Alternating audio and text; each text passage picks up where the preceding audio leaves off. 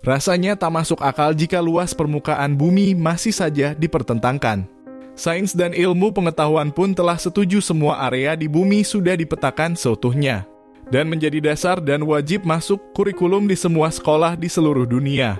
Akan tetapi pertentangan demi pertentangan muncul belakangan ini. Ilmuwan banyak disorot lantaran kredibilitasnya dipertanyakan. Menurut anggapan bagi yang menentangnya, bumi ini belum sepenuhnya dijelajahi. Ada fakta yang disembunyikan, seperti dari kisah Baluqiyah dan Nabi Khidir. Jauh sebelum era kelahiran Nabi Muhammad, Ats-Salabi mengisahkan lelaki yang bernama Isya. Dia dari kalangan Bani Israel. Isya merupakan salah satu ulama yang biasa membaca kisah terdahulu. Dari kitab-kitab itu dia menemukan sifat-sifat Nabi Muhammad SAW. Semua sifat Muhammad ditulis dalam sebuah lembaran dan disembunyikan di dalam sebuah peti yang terkunci. Kuncinya dia sembunyikan di tempat yang tidak pernah diperhatikan. Isya memiliki anak bernama Baluqiyah. Jelang wafatnya dia berwasiat kepada Baluqiyah agar dia menjadi hakim di kalangan Bani Israel setelahnya. Setelah beberapa lama ayahnya meninggal, tiba-tiba dia melihat sebuah peti. Peti itu didapatkannya terkunci. Dia tanyakan peti itu kepada ibunya. Ibunya menjawab, "Aku tidak tahu apa yang ada di dalam peti ini dan tidak tahu di mana kuncinya."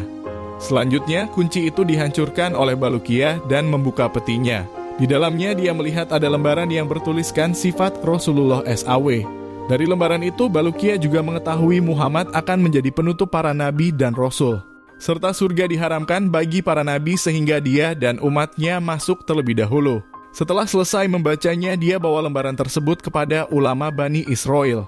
Tak kala mendengar sifat Muhammad SAW, mereka berkata kepada Baluqiyah, "Bagaimana bapakmu mengetahui hal ini, tetapi dia tidak memberitahu kepada kami? Demi Allah, seandainya bukan karena engkau, pasti kuburannya akan kami bakar karena Isya telah menyembunyikan berita tentang junjungan para rasul." Baluqiyah pun akhirnya memilih untuk beranjak dari kampungnya. Dia pamit kepada ibunya dan berjanji tidak akan kembali hingga dirinya bertemu Muhammad SAW. Dengan memantapkan keyakinan dan niat tulus, Baluqiyah melangkah tanpa ada petunjuk pasti di mana Muhammad berada. Baluqiyah memulai pengembaraannya. Petualangan yang sesungguhnya membawa dirinya menemukan wilayah yang tak pernah terbesit di benaknya. Tibalah Baluqiyah dalam sebuah jazirah. Di sana terdapat ular besar dan dia berkata, "Tidak ada Tuhan kecuali Allah dan Muhammad adalah utusannya." Lalu Baluqiyah pun mengucap salam. Kelompok ular itu bertanya kepada Baluqiyah, "Dari golongan mana engkau?" Baluqiyah pun menjawab dirinya berasal dari kaum Bani Israel dan menanyakan di mana Muhammad sekarang. Sayang, pertanyaan Baluqiyah tanpa jawaban yang tegas. Oleh ular yang ditemuinya, mereka berkuasa atas semua ular yang berada di bumi.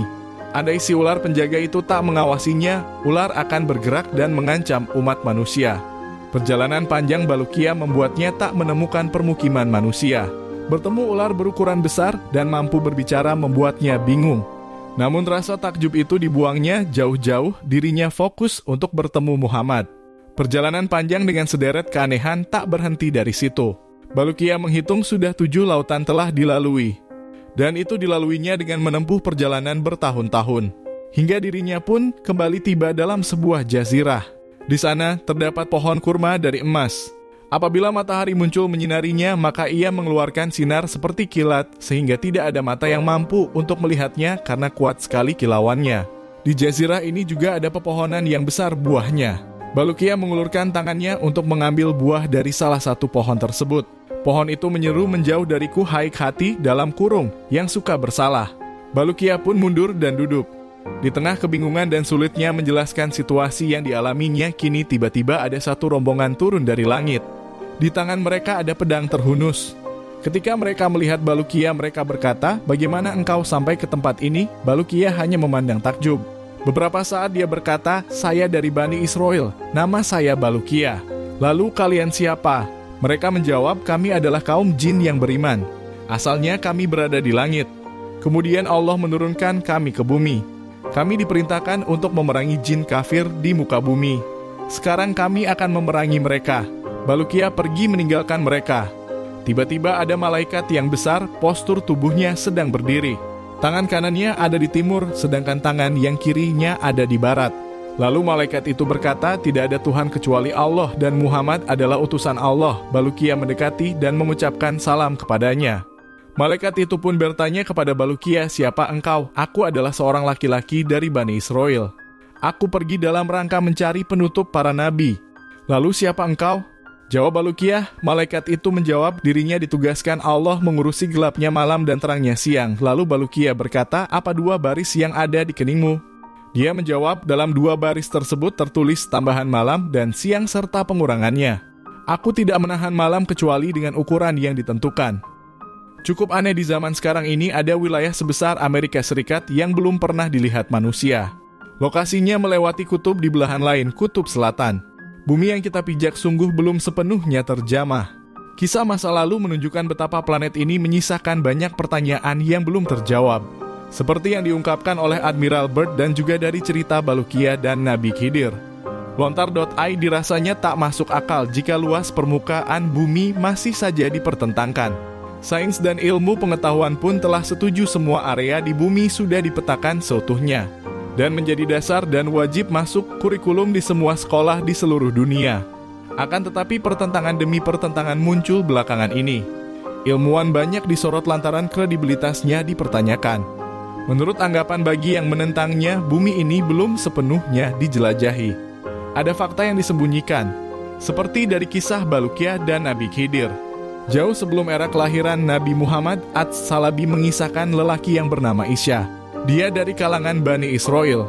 Isya merupakan salah satu ulama yang biasa membaca kisah terdahulu. Dari kitab-kitab itu dia menemukan sifat-sifat Nabi Muhammad SAW. Semua sifat Muhammad ditulis dalam sebuah lembaran dan disembunyikan di dalam sebuah peti yang terkunci.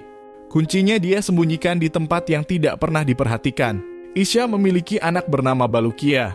Jelang wafatnya dia berwasiat kepada Balukiyah agar dia menjadi hakim di kalangan Bani Israel setelahnya. Setelah beberapa lama ayahnya meninggal, tiba-tiba dia melihat sebuah peti. Peti itu didapatkannya terkunci. Dia tanyakan peti itu kepada ibunya. Ibunya menjawab, aku tidak tahu apa yang ada di dalam peti ini dan tidak tahu di mana kuncinya. Selanjutnya, kunci itu dihancurkan oleh Balukiyah dan membuka petinya.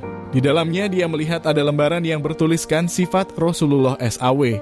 Dari lembaran itu, Balukiyah juga mengetahui Muhammad akan menjadi penutup para nabi dan rasul, serta surga diharamkan bagi para nabi sehingga dia dan umatnya masuk terlebih dahulu.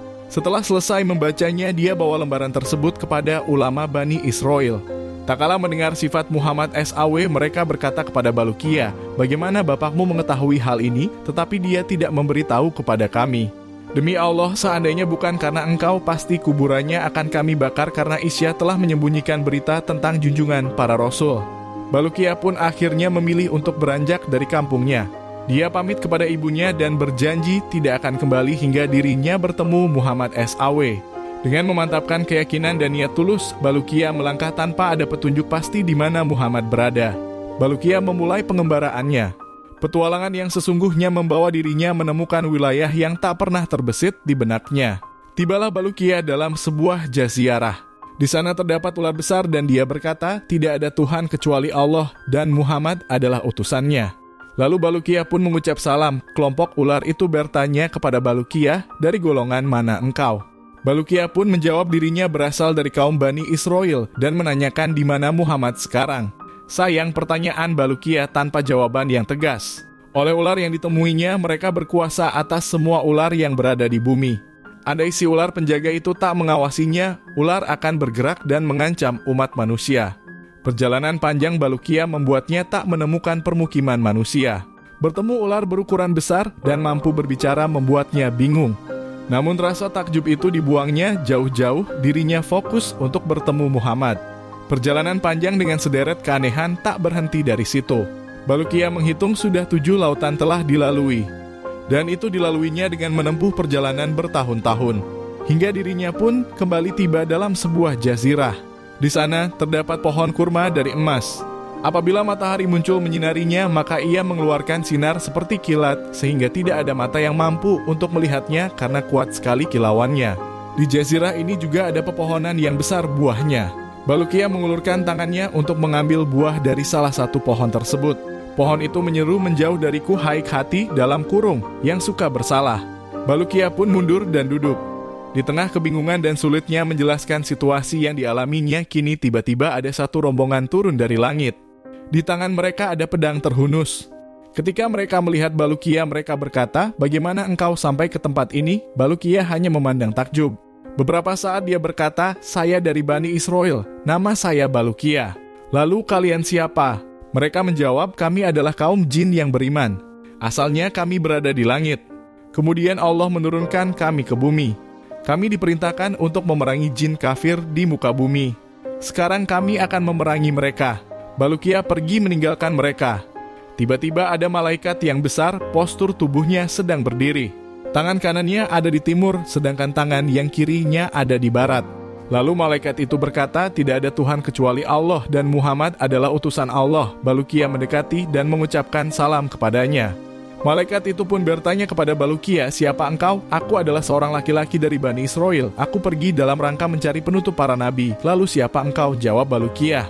Malaikat itu menjawab, dirinya ditugaskan Allah mengurusi gelapnya malam dan terangnya siang. Lalu Balukia berkata, "Apa dua baris yang ada di keningmu?" Dia menjawab, "Dalam dua baris tersebut tertulis tambahan malam dan siang serta pengurangannya.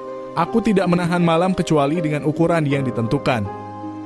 Balukia terus melanjutkan perjalanannya. Tiba-tiba ada malaikat yang sangat besar. Dia berkata, "Tidak ada Tuhan kecuali Allah dan Muhammad utusan Allah." Balukia mengucapkan salam kepadanya, malaikat itu pun menjawabnya. Balukia bertanya tentangnya, dia menjawab, "Aku adalah malaikat yang ditugaskan menangani angin. Aku tidak akan melepaskan angin kecuali atas izinnya. Aku menggenggam laut. Seandainya tidak demikian, tentu semua yang ada di muka bumi akan binasa." Keanehan demi keanehan, Balukia mencoba terbiasa dengan lingkungan yang dihadapinya. Semangat untuk bertemu Muhammad sangat menggebu-gebu. Hingga akhirnya Balukia tiba di Gunung Kaf. Gunung itu terbuat dari yakut hijau. Ia mengelilingi dunia seluruhnya. Karena pancaran sinar gunung tersebut, langit terlihat berwarna biru. Allah menugaskan penanganan gunung ini kepada seorang malaikat. Apabila Allah hendak mengguncangkan sebagian bumi, Dia memerintahkan malaikat tersebut untuk menggerakkan lapisan yang tersambung dari belahan bumi tersebut ke Gunung Kaf. Apabila Allah hendak menenggelamkan sebuah desa beserta isinya, maka Dia mengizinkan kepada malaikat itu untuk memotong lapisan kampung tersebut dari bumi. Balukia bertanya kepada malaikat itu, "Apa yang ada di belakang gunung ini?" Di belakang gunung ini ada 40.000 kota selain kota-kota dunia. Kota itu terbuat dari emas dan perak. Tidak ada siang dan malam. Penduduknya adalah para malaikat yang tidak pernah lelah bertasbih kepada Allah, jawab sang malaikat. Balukia kembali bertanya, "Apa di belakang kota-kota itu?" Dia menjawab, "Di belakangnya ada 70.000 hijab dalam kurung penghalang. Setiap hijab besarnya seukuran dunia. Tidak ada seorang pun yang mengetahui di balik hijab itu, kecuali Allah." Balukia pun meninggalkan malaikat itu. Dia melanjutkan perjalanannya hingga sampai ke sebuah gunung. Di sana ada malaikat-malaikat yang rupa mereka seperti kijang. Balukia mengucapkan salam kepada mereka, mereka pun membalasnya. Balukia bertanya kepada mereka, "Siapa kalian?" "Kami adalah sebagian malaikat Allah. Di sini kami beribadah kepada Allah semenjak kami diciptakan," jawab si malaikat. Lalu Balukia bertanya kepada mereka tentang gunung besar yang menghadap kepada mereka, yang menyinarkan cahaya seperti matahari. Lalu malaikat menjawab, "Itu adalah gunung dunia yang terbuat dari emas. Semua logam emas yang ada di bumi bersumber darinya." Balukia meninggalkan mereka. Dia melanjutkan perjalanannya hingga sampai ke sebuah laut yang luas. Di sana ada dua ikan yang sangat besar. Dia mengucapkan salam kepada mereka dan mereka pun membalasnya. Keduanya bertanya kepada Balukia, "Siapa engkau, hai makhluk Allah?" "Aku Balukia dari Bani Israel. Aku datang dalam rangka mencari Muhammad, penutup para nabi." "Apakah kalian memiliki sesuatu yang bisa aku makan?" tanya Balukia. Atas izin Allah, kedua ikan itu memberinya roti. Dimakannya roti itu dan setelahnya Balukia tidak merasa lapar lagi. Selanjutnya dia sampai ke sebuah jazirah. Di sana Balukia melihat seekor burung yang sangat besar, indah rupanya, dan memiliki sesuatu yang bisa membuat akal tercengang karena keindahannya. Burung itu ada di atas sebuah pohon yang di bawahnya ada hidangan yang di atasnya ada ikan yang dipanggang. Balukia mendekati burung itu mengucapkan salam dan bertanya, "Siapa engkau?" "Aku adalah salah satu malaikat yang ada di surga. Aku diutus oleh Allah mengirim hidangan ini kepada Adam dan Hawa ketika keduanya berkumpul di Gunung Arafah. Keduanya telah menyantap sesuatu darinya. Lalu Allah menyuruhku untuk meletakkan hidangan tersebut di sini dan aku berdiam diri di dekatnya hingga hari kiamat." Kata si burung itu, dia juga memerintahkanku untuk memberikan sesuatu kepada orang yang datang ke sini. Maka Balukia memakan sesuatu dari hidangan itu. Akan tetapi tak sedikit pun hidangan itu berkurang. Hidangan itu seperti kembali keadaannya semula. Balukia bertanya kepada sang burung tentang hidangan itu. Ia menjawab, sesungguhnya makanan dunia akan berkurang dan berubah bila didiamkan. Sementara makanan surga tidak akan pernah berkurang dan berubah. Apakah ada seseorang yang pernah memakan hidangan ini? Tanya kembali Balukia. Sudah sesungguhnya Khidir Abdul Abbas terkadang datang ke sini dan memakan hidangan ini. Setelah itu dia pergi lagi, jawab si burung. Mendengar itu Balukia memutuskan diri tinggal di tempat untuk bertemu Khidir, berkumpul bersamanya dan menanyakan berbagai hal kepadanya. Pada suatu hari ketika Balukia sedang duduk, tiba-tiba Nabi Khidir AS mendatanginya dengan mengenakan pakaian putih. Balukia berdiri menyambut dan mengucapkan salam kepadanya. Khidir membalasnya. Balukia berkata, wahai Abdul Abbas dalam kurung, Khidir, aku telah berpergian dalam rangka mencari Nabi akhir zaman hingga akhirnya aku sampai ke tempat ini. Aku diam di sini menunggu kedatanganmu agar engkau memberitahuku tentangnya. Hai Balukia, sesungguhnya Nabi akhir zaman tidak akan muncul saat ini, dan engkau tidak akan bertemu dengannya sekarang ini. Balas Khidir, hai Balukia, tahukah engkau berapa jarak antara kamu dengan ibumu? Tanya Khidir kembali, Balukia menjawab tidak tahu. Khidir berkata jaraknya adalah jarak tempuh 50 tahun. Maukah aku letakkan kamu di hadapan ibumu? Kata Khidir, Balukia mengiyakan dan Khidir menyuruhnya untuk memejamkan mata. Balukia berkata, aku pejamkan kedua mataku. Aku tidak tahu apa-apa kecuali ibuku telah ada di sampingku. Aku buka kedua mataku lalu aku mengucapkan salam kepada ibuku dan mengatakan kepadanya. Kedatangan Balukia membuat ibunya terkejut. Pasalnya ibunya melihat seekor burung putih telah membawa Balukia kembali ke sini. Lalu burung itu menghilang dengan cepat. Sejak peristiwa itu Balukia menceritakan semua kisahnya kepada ibunya. Kemudian dia pergi kepada Bani Israel dan juga menceritakan hal yang dialami selama perjalanan. Dia ceritakan kepada Bani Israel dan semua keajaiban yang dilihatnya. Perkataan Balukia selama menempuh perjalanan puluhan tahun juga diabadikan oleh Bani Israel dalam sebuah catatan. Menurut sebuah riwayat, Balukia berumur 1000 tahun.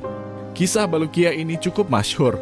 Mampukah kisah masa lalu itu akan membawa kita kepada fakta sains atau pemahaman baru perihal rahasia lain dari bumi? Mari kita diskusikan di kolom komentar. Jangan lupa like, comment, subscribe, dan share ya, biar channel Matra Mantik lebih bersemangat lagi untuk menyajikan kisah-kisah menarik. Dari yang tidak tahu menjadi tahu.